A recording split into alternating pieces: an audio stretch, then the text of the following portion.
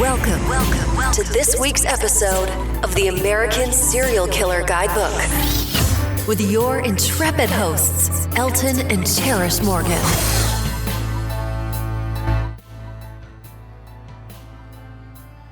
Hey everyone, welcome to this week's episode of the American Serial Killer Guidebook. I'm your host, Elton Morgan. I'm your co-host, Cherish Morgan. And we're the Morgans. Let me start by saying that the subject in this week's episode is innocent until proven guilty, and any and all crimes discussed are crimes alleged to have happened or to have been committed by Perez Deshay Reed. At this point in the investigation and trial process, we're calling him the alleged Crescent Moon Killer until jurisprudence has run its course. We don't usually do this. Usually by the time we do an episode on someone, they're long convicted. But everything looks exceptionally damning to this guy, and you're probably going to see more about him in the news over the next couple of years, actually, because he's going to need to be, once he's convicted in Missouri, he's going to need to be extradited to Kansas, so that's going to take a while. But we wanted to kind of get his information out there, update you on who he is, his background, who his victims are, and what's been going on. So it's kind of a preemptive episode. Today, Reed has allegedly killed 7 innocent victims who were simply unlucky enough to cross his path. Some were complete strangers, while others were known to use drugs with him, but regardless of their relationship, they all ended up with bullets from a .40 caliber Smith Wesson pistol in their heads. Stay tuned to go down the rabbit hole that is the Crescent Moon Killer with us. And remember to stop by our website at taskg.net, taskg.net, to listen to our entire catalog of episodes on all your favorite serial killers. And don't forget to read our blog, which goes more in depth on each episode, and it includes pictures related to the cases. You're definitely going to want to check those out. Some of those are pretty intense. While you're there, make sure to click the link at the top of your website and visit our store for all your favorite serial killer gear, like BTK t-shirts, John Wayne Gacy hoodies, even Night Stalker onesies for the baby. But if those aren't your favorites, you can get pretty much anything you like, from clothes, posters, phone cases, cups, mugs, even wall hangings, tapestries, and stuff with your images of your favorite serial killers on them. And we also have merchandise for pretty much any and all true crime fans, including stuff from other podcasts like Reverie, Serial Killer Podcast, TCF. There's a whole bunch of them from many, many different podcasts on there. So we like to all support one another. So make sure to stop by and don't miss our 30% off sale. It's going to be going on for a little while. So you get over there, you can get you some good stuff pretty cheap. Now that we have the pleasantries out of the way, who's ready to get to the unpleasantries? All right, folks, let's get this party started.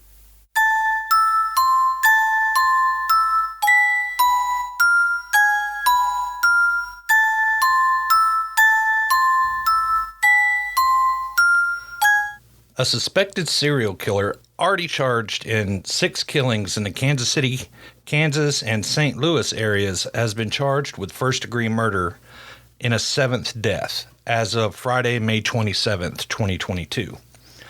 Most of his victims were women, some of whom were sex workers, according to the officials, and they ranged from 16 to 49 years old. Jackson County prosecutor Gene Peters Baker announced the new murder charges against Perez Deshay Reed, born 11/10/1995. That's November 10th of 95, of Bellefontaine Neighbors, Missouri. So did he just now get arrested? No. He's been in lockup since last year. He was arrested on, I believe, November 5th of 2021. So he was just charged with the 7th one on May 27th. Yeah, they just now tied it to him. Before, he was charged with 4 murders in Missouri and 2 in Kansas. Now he's charged with a 5th Missouri murder. Gotcha. Yeah. The victims, like I said, were all ranged from 16 to 49, and he's from Bellefontaine Neighbors, and he was affectionately known to friends and family as JoJo. That's a hell of a name, JoJo the serial killer. I don't know where they got JoJo from anyway. I mean, Yeah, his He's name is kinda Perez kid Deshay nickname. Reed. I'm not sure how you get JoJo out of that, but Prosecutor Baker also charged Reed with 1 count of armed criminal action and 2 counts of fraud involving a credit or debit device, which tells me that, he took somebody's credit or debit cards, tried to use them or did use them after he killed them. So Yeah. add insult to injury.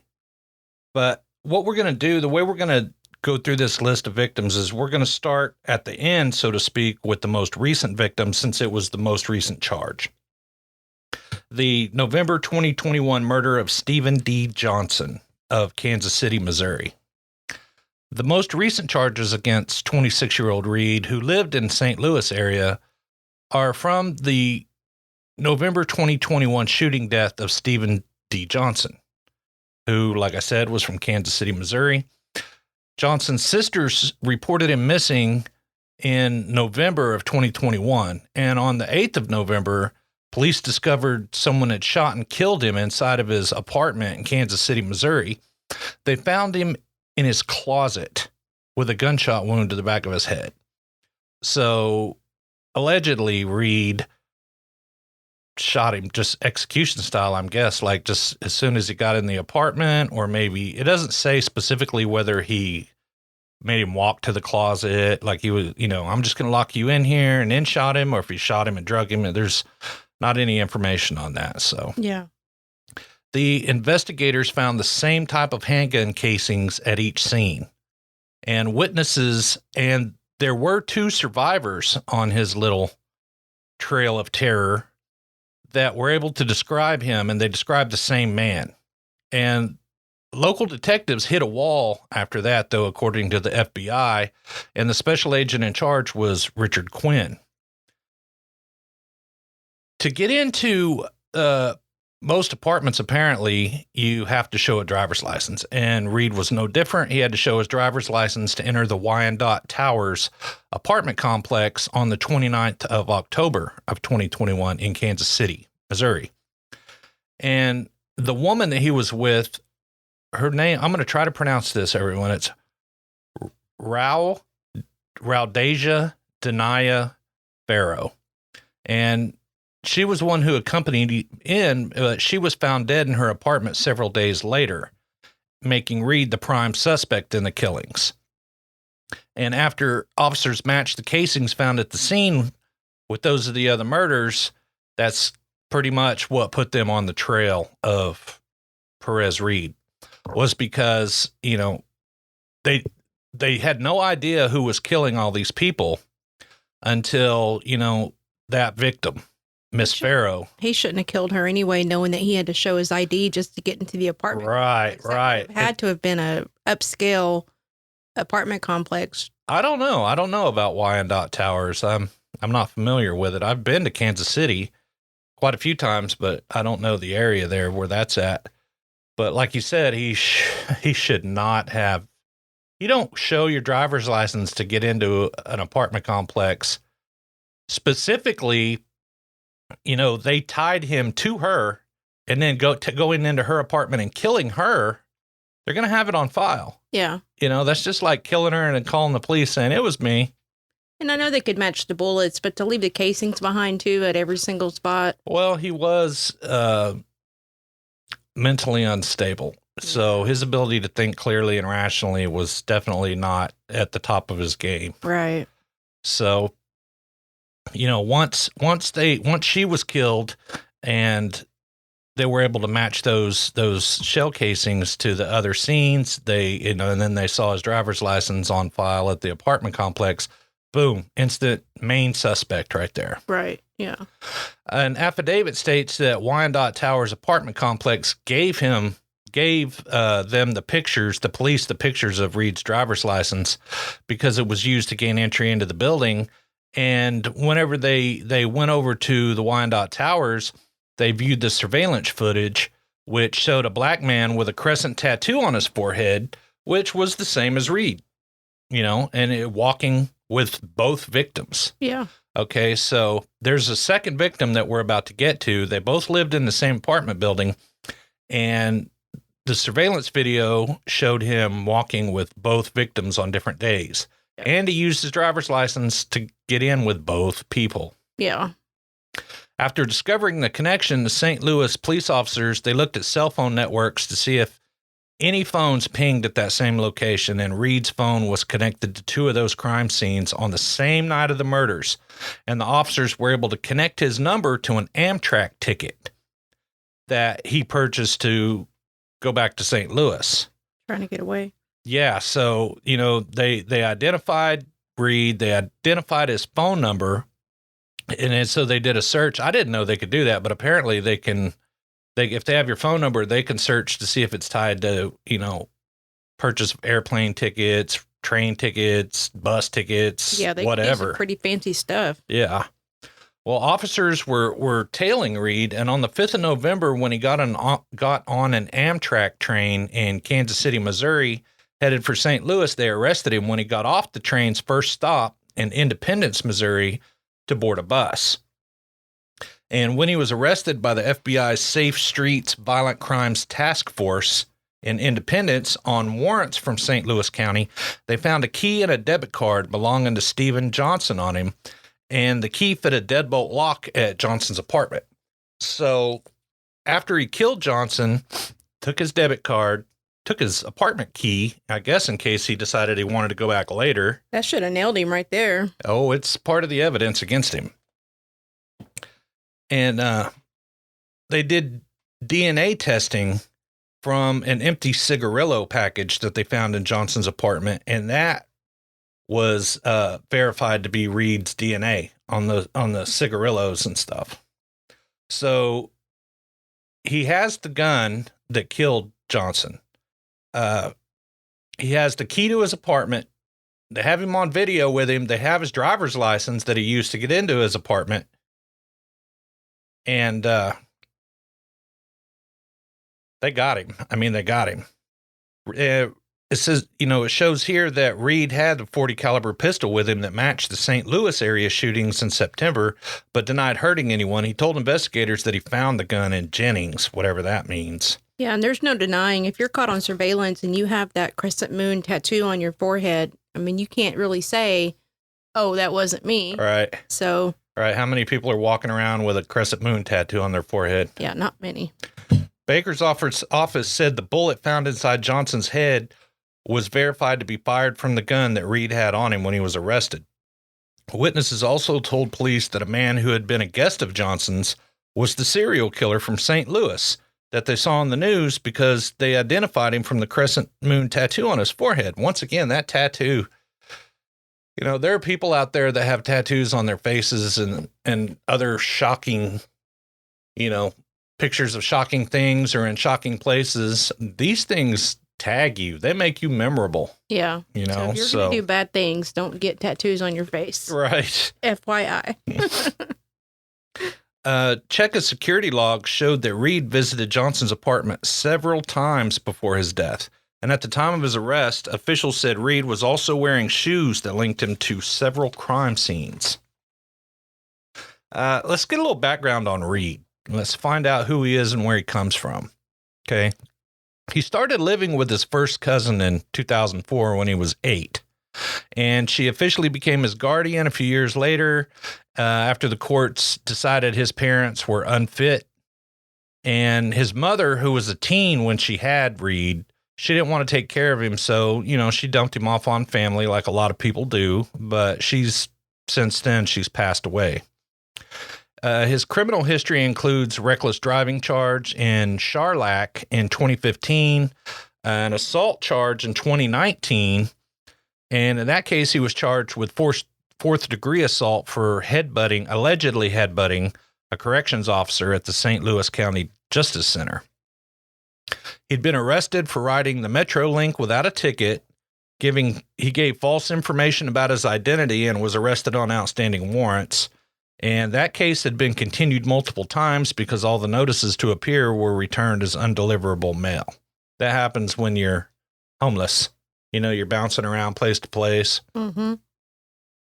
In late 2017, Reed filed a federal lawsuit accusing a public defender of depriving him of his rights while he was incarcerated at the Justice Center in Clayton, St. Louis County. And in the suit, Reed said he was being falsely imprisoned and said he wanted the public defender to stop harassing him about undergoing a mental health exam before his trial, claiming he was mentally fine. But a U.S. district judge dismissed his suit in early 2018. So you want to talk about frivolous lawsuits? The guy is being told by his attorney, hey, you need to take a mental health exam. This can only help you. Yeah. And what does he do? He's incarcerated, so he uses taxpayer dollars to sue his attorney for telling him to get a mental health exam to help him in the court. For basically, he used taxpayer dollars to sue his attorney for doing his fucking job. That'll keep him on his side. That should have proved mental incompetence right there. Yeah, that's pretty stupid. It's like going to fucking Golden Corral and suing the worker for trying to give you food. You bastard. People do sue for stupid shit nowadays. Oh my gosh. Don't even get me started. He actually found someone to marry him in Jackson County on June 19th of 2019. Back when he was splitting his time between Kansas City and St. Louis. And during that time, he had a few run-ins with the law, both places. His wife, apparently he found someone as interesting as himself. Her name was Anicia Alder.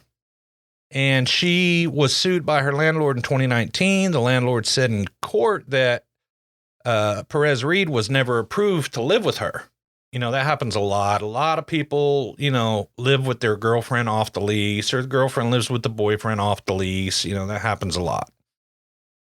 And in court documents, the landlord wrote that since mid-May of 2019, defendant Alder has exhibited deteriorating behavior, going on to say she entered and occupied another resident's personal vehicle, and she refused to leave, took other people's property, incited and took violent physical action, and accosted other residents and staff, threatening violence and death.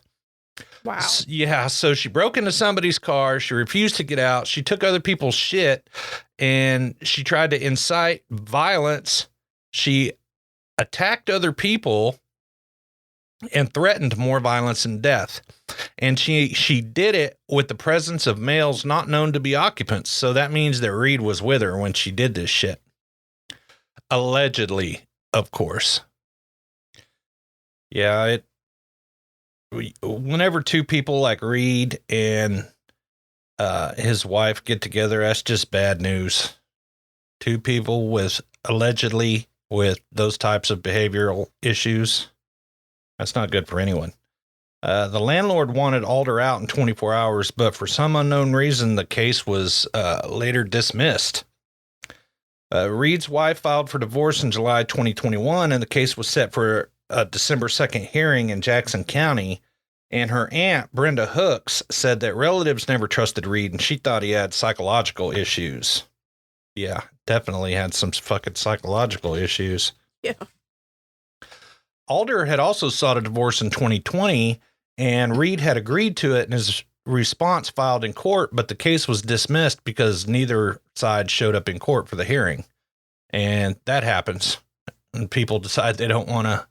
But then when they don't show up, attorneys hold cases open like that for a long period of time. So yeah. I wonder if they're still legally married. Let's find out. Sorry. Reed's life has been plagued by issues, not just with the law, but his family as well. His aunt says that he set their house on fire because no one would give him money. Wow.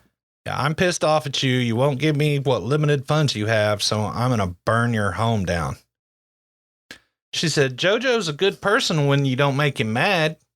Shauna Williams said, when you make him mad, he's like a bomb about to explode. Williams has known Perez Deshay Reed since he was a boy, and he now stands accused by the FBI of killing 5 people in Missouri and 2 in Kansas. He suffers mental illness, hears voices, refuses to take his medicine, according to his aunt. Reed told a federal judge at a hearing that he normally takes the antipsychotic drug Haldol, but was not currently taking it, and he didn't say how long he'd been off his meds.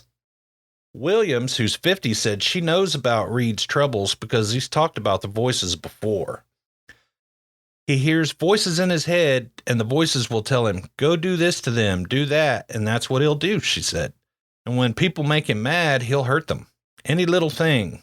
Say you owe him some money and you didn't pay him, or something didn't go his way, any little thing will set him off. And the fire at the home in Canfield was years ago in August of 2016, but his aunt, Shauna Williams, is still pretty pissed by the close call. She and her mom, who was sick, escaped through a window after Reed used gasoline to set the garage on fire, according to Williams. Reed was arrested and jailed for arson, but the case ultimately was dropped when the family declined to testify against him, according to a Ferguson detective. Well, they should have. Definitely. They would have saved a bunch of lives if he was sitting in jail. Yeah. Williams said she's seen different sides of Reed, and some of the family are now angry that they're so angry at him, they want him locked up for good. But Williams, she's family. She also spoke about some of his good qualities. She said he'll help you. He's a nice person. He'll work. He's got a good side to him, but his illness allows him to act out. He's worked, but he can't hold a job because he can't deal with society, according to his aunt. Yeah, he's not a good person. He's not a nice person. He's a killer. He just has mental illness that nobody was helping him.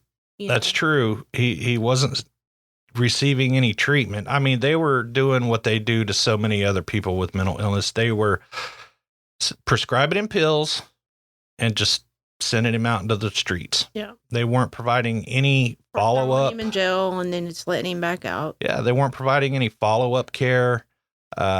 He needed to be in-house.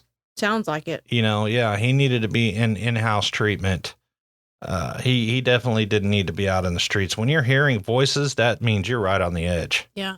But even inpatient facility, mental health facilities, they only want to keep you for a couple days and then they just want to let you go, Well, yeah, especially if you don't have insurance, things along those lines. Yeah. And he comes from a poor family. And I mean, his mother passed away when she was young. She was a teenager when she had him, so she didn't know how to be a parent. Right. The family's got their own problems that they got to take care of. They don't, he was just in a bad place. He probably had a lot of anger built up from his mom passing too. I'm sure.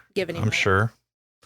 His aunt said that he'd worked jobs at fast food restaurants mainly, but he couldn't hold them. He didn't like people telling him what to do. And if people did tell him what to do, he'd snap. One of his former coworkers, Robert McIntyre, said that he had worked with Reed at Sam's Meat Market in Ferguson, and he said that he was extra helpful a lot. You couldn't tell him he was off and needed mental attention. I mean, you could tell he was off and needed mental attention. McIntyre said Reed would disappear and pop back up and was often also spotted around the market panhandling. So now that we got his background out of the way, let's move on to the rest of the known victims so far. On September 12th of 2021, a man was waiting at a bus stop around 9 p.m. at 1624 Chambers Road in Delwood, Missouri, when he was approached from behind and shot several times in the chest without warning. The man, who was identified in court papers as L.M., survived but has been left permanently disabled. And at the scene, police found several .40 caliber Smith & Wesson casings.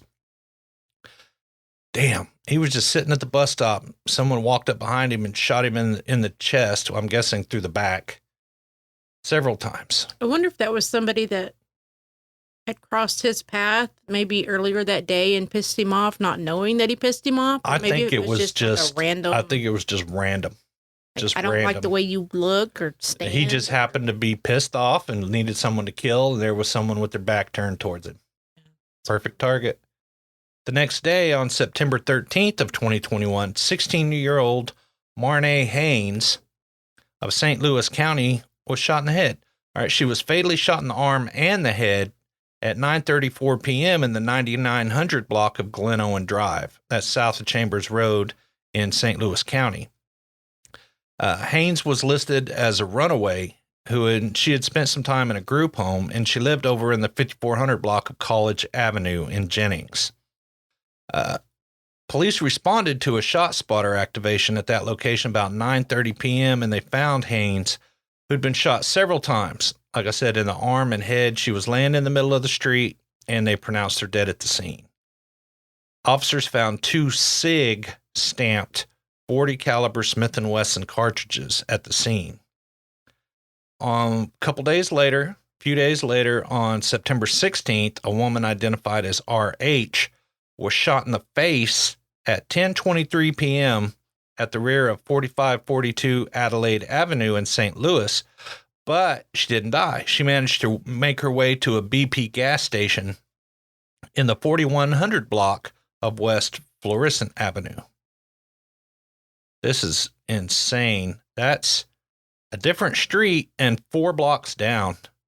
Shot in the face with a 40 caliber pistol. She was conscious and breathing, but she couldn't tell the police what happened. Probably because he blew her fucking jaw off or something like that. Police followed the blood trail back to the residence over on Adelaide Avenue, and they found a single SIG stamped 40 caliber Smith & Wesson cartridge. And the woman was later admitted to intensive care unit, but she survived. That same day, September 16th, just a little over an hour and a half later, 49-year-old grandmother Pamela Abercrombie was shot in the head. They say that she always went out of her way to help in her neighborhood. She would cut grass for older residents. She'd work odd jobs for people who needed it, according to her cousin, Talani Hamilton.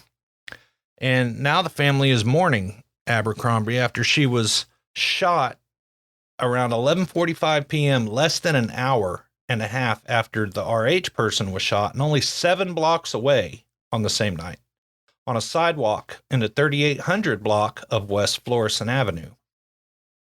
When they found her shot in the head, they took her to the hospital, but unfortunately, that's where she passed away. Police said that Abercrombie, she was a St. Louis native. She was a mother of 4. She was from Spanish Lake, but her family said that she had been living in North City with her boyfriend before, the terrible tragedy happened. Her daughter, Jemiah Abercrombie, thinks that she may have been shot as she was headed back to her house after running up to the convenience store. And she was glad somebody was arrested. And, if Reed gets convicted, it'll bring some closure, but nothing's going to be able to bring her mom back. You're just not safe anywhere anymore. Right. And Pamela's no longer going to be able to spend time with her 5-year-old grandson. Her daughter says she was an amazing mother, grandmother, and cousin, and everybody loved her. And police found 1 SIG stamped 40 caliber Smith & Wesson cartridge at the scene. Man, this guy. On September 19th, 24-year-old Carrie Ross was found shot in the head in St. Louis. At 12:10 p.m., police were called to the 1500 block of Molanphy Street in St. Louis, where Carrie Ross, 24, was found face down in a vacant lot. He'd been shot in the head and body, and police said the dried blood at the scene indicated that Ross had been there around 12 hours. So I guess, I don't know where this vacant lot was, or if maybe he was in some weeds or something. I don't know how a body can lay there in the city, yeah, for 12 hours without someone finding him.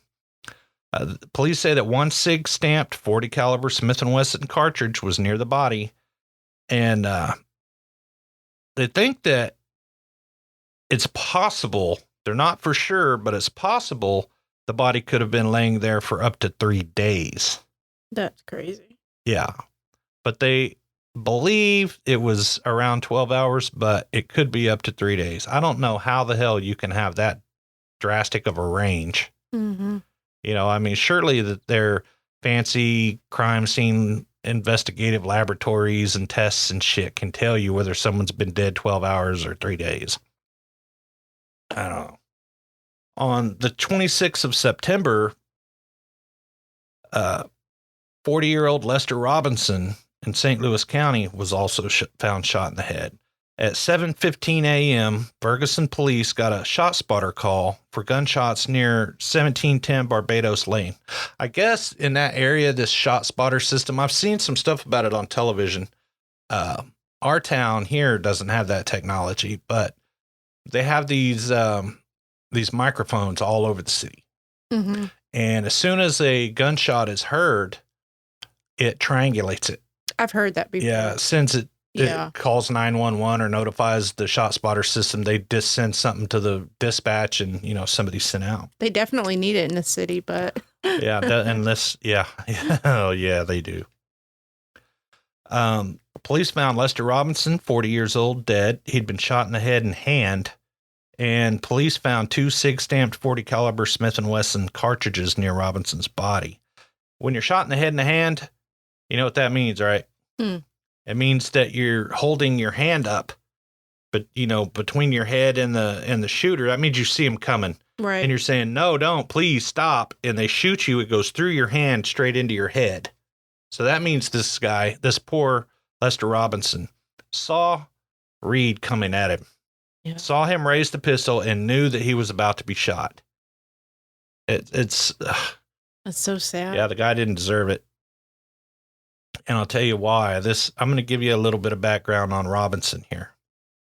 Lester Cortez Robinson, he had returned to his hometown 4 years ago to be with his family. And, he wanted to remember the heydays when he went to school at Afton High School. He played basketball and football. He was homecoming king. All right. This is the victim here. Robinson, who turned 40 in March of that year, he'd been away for years in Florida, but he settled back into life by working a landscape job, sleeping on his dad's couch at the housing complex in the Jeff Vanderloo neighborhood. It's in St. Louis County, St. Louis. He had been in Florida. He came back trying to get his life together, sleeping on his dad's couch, right? He wanted to be around us, the family, according to Robinson's half-brother, Devin Bell. His family doesn't hide the fact, though, that Robinson was fighting a drug addiction. First, opioid painkillers after a back injury, which is so fucking common nowadays that, anybody that can happen to. And then when they take you off the medication, then the heroin starts because the addiction's so bad you have to get those opioids somehow. Right. And his father tried a tough love approach to get his son off drugs. Robinson spent weekends in Ferguson, and he'd play slots at Sam's Meat Market. And according to his brother, that's where he likely ran across Perez Reed, who panhandled there and was occasionally paid to pick up debris and trash and shit from the parking lot. All right. So that's where he ran into Reed. All right. This was not just that he was walking down the street where Reed walked up and shot him. This was, they kind of knew each other a little bit. Right. My brother didn't hang with this guy every day, Bell said. They did heroin together. So it was a drug relationship. Probably the reason why. Yeah. Reed, 26, is charged in Robinson's September 26 murder, and he's described by the FBI as a possible serial killer. Okay, this is when they start to realize that. Robinson was fatally shot near a boarded-up residence in a secluded spot in Ferguson. And the information from Bell gives a glimpse into Reed's possible connection to his brother and how they kind of came, crossed paths. Reed had cousins in Ferguson, and he stayed with them on and off on Canfield Drive, which is very close to the market. Okay, and Robinson's family theorizes that Robinson was lured to the grassy area between some apartments and robbed of his drugs, then killed behind the 1710 Barbados Lane. He was shot in the head and hand in the same manner, according to police, that they saw with the other victims. Right. Right. So Reed was living with cousins near the market. Robinson was, playing slot machines and stuff at the market. So they ran across each other, started talking, basically. This is what people believe. And then we're like, oh, you do heroin? Hey, I do heroin. You know where to get some shit? Yeah, man, let's go do some shit, and I guess Ferguson would come down with his slot money, and, Reed would probably be the one to hook him up so they'd share, or Reed would pick up some trash and share. And I guess my guess here is that Ferguson got some money, went and saw Reed, said, "Hey, man, let's go score some heroin." They went and got heroin, and when they were headed to go do it, maybe Robinson was like, "Well, man, I'm going to take off. I can't give you anything. I don't have enough." Or maybe he just had a bunch of heroin and they were going to go do it. And that's when Reed decided, "Hey, I'm going to kill this motherfucker and take it all myself." Yeah. Got him to a obscure, quiet, secluded spot and popped him. Yeah. Robinson went by the nickname Lil Les. His father was Lester Eugene Robinson, and he had the moniker Big Les. Lester Eugene Robinson said his son was his only child and also his best friend. They lived together at the Metropolitan Village Apartments on the city's near north side, and the son slept on his dad's couch below a framed art print of a dreamy ocean scene that reminded him of Florida, where his two daughters live with their mother. The girls are 16 and 11 years old, and he talked to them weekly by phone. He would say, "I've got to get back to my girls," his dad said. Mm-hmm. Oh my God, this is heartbreaking. This guy, he was battling the drug addiction. He was living with his dad. He's trying to get right, but that shit can reach out and grab you. And this kid murdered him. And he had there's a 16 and 11-year-old girls who are never going to see their daddy again. Yeah. There's a dad who's never going to see his only son again. Yeah. He says his son liked to read crime fiction and mysteries, particularly by authors Walter Mosley and James Patterson. He was a self-taught barber. He would keep his clippers clean and sharp, and he'd cut the hair of his friends for free. Returning to St. Louis, Robinson had fallen on some hard times, his father said, referring to his drug addiction. And his dad said that he tried to help his son get off drugs. The father, who is 60 years old, has experience working with troubled young people. For 2 decades, he worked as a counselor for at-risk teens in St. Louis public schools and was a homeschool liaison for the Dropout Prevention Project at Roosevelt High School. You would think that he wouldn't have ever turned bad if he had that type of support. Yeah, but a lot of times whenever you have a parent who works in an area like that, you tend to rebel. You don't want to listen to your parents. You know the old adage about, no one's as wild as the preacher's daughter. The more you try to push a certain set of rules and morality on someone, the more they tend to rebel against that. Right. We know that from our own kids. Oh my gosh. When it came to his son, Lester Robinson wanted to be a friend and support network, but he says he tried the tough love thing. He'd drive him through areas known as drug areas, and he'd point out the addicts living on the street and say, "This could be you." It didn't work. His dad hadn't heard from him by the morning of September 27th, which was the day after he was killed. So he called around, couldn't find him.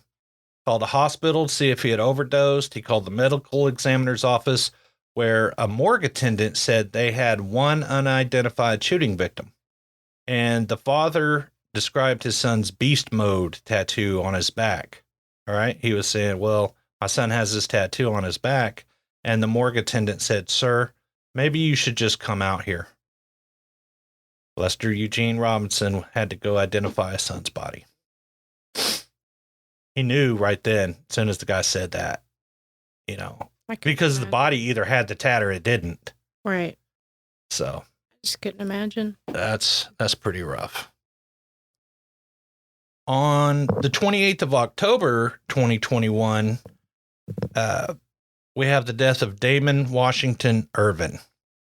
After taking a train to Kansas City, Reed was spotted at 11:15 p.m. on surveillance cameras entering the Wyandotte Towers apartment of a man in the 900 block of Washington Boulevard in Kansas City, Kansas. The man, Damon Washington Irvin, was with him. Reed left 7 hours later, but they noticed on the cameras that Irvin was not with him and he was not seen alive again.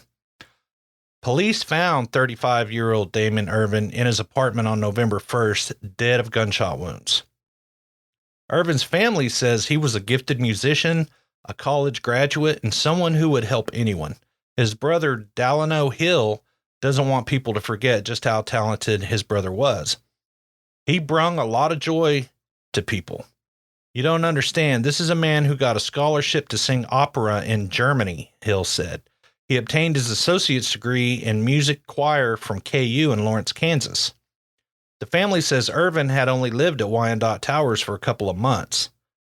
We are hurt right now. We're hurting, Hill said. Let this be over fast, man. Don't drag us through no more, bro. You already done took something away from us that was so precious, Hill said. Because of the way he was murdered, family says they can't have an open casket funeral. That's rough. Yeah. Wish I could have my son back, but I can't. Somebody took his life, Irvin's mother, Bridget Stevens, said. That's bad. I mean, it's bad enough that he killed him, but he made sure that the family had to have closed casket. Yeah. And that just goes to show you, what I was talking about earlier about Lester Robinson. He had it rough. He got on pills and then he got on heroin. He had daughters and, he became an addict, homeless addict living on his dad's couch. Yeah. This guy, Damon Irvin, he was a college graduate. He had a scholarship to sing opera in Germany. Yeah. I mean, it just goes to show you that it doesn't matter what your background is, how smart you are. It doesn't matter what color you are, what religion you are. It doesn't matter where you come from, what your financial background is, educational background. Those fucking opiates will get you. Well, not only that, but he shot that grandma too. She probably wasn't into drugs. She was just coming back from the grocery. Kind of in the wrong place at the wrong store. time. It was. Some of it, I think, was that he was looking to kill. He was pissed off. It was the killer's idea. He wanted to kill. Some of it was so he could score drugs. Yeah. And who knows, maybe the other killings between the drug killings were because he was coming down or because he was looking for money to get high. Yeah. He might have been shooting these people and then searching them for a little change. Grandma probably had a purse on her. Yeah. Whatever. Yeah. Sad. That's sad. The next day after Irving's death on October 29th of 2021, Rhodesia Danae Farrow was killed. It said that Reed and a woman, Miss Farrow, who was 25, entered the same Wyandotte Towers apartment building in Kansas City just before 7 p.m. on the 29th. Reed left about 15 minutes later, and Farrow's nude body was found November 2nd in her apartment. She had been shot in her head and upper back, and her cell phone and wallet were missing. Once again, Reed showed his driver's license to enter the building, and surveillance cameras captured the very distinctive crescent moon-shaped tattoo on his forehead. And according to authorities, the two of them, Reed and Farrow, had communicated over cell phone 652 times just in October. So there was a lot of something going on, a lot of communication for sure. Yeah. I don't know for a fact. It doesn't say anything about whether or not there were any drugs in her apartment, paraphernalia or anything like that, but it's likely. Yeah. It's likely. So, in a hearing in U.S. District Court in St. Louis held by Zoom on Friday, March 4th of 2022, David Bruns, who is a lawyer for Perez Deshay Reed, said the person conducting a mental exam of Reed has not yet done so. So he still have to review extensive medical records for Reed. This is all leading up to his trial, and this is what's currently going on with Reed. Assistant U.S. Attorney Ryan Finland said several hundred pages of medical records have been turned over to Reed's lawyers. U.S. Magistrate Judge John Bodenhausen set a status conference for June 3rd, 2022, which was this last Friday.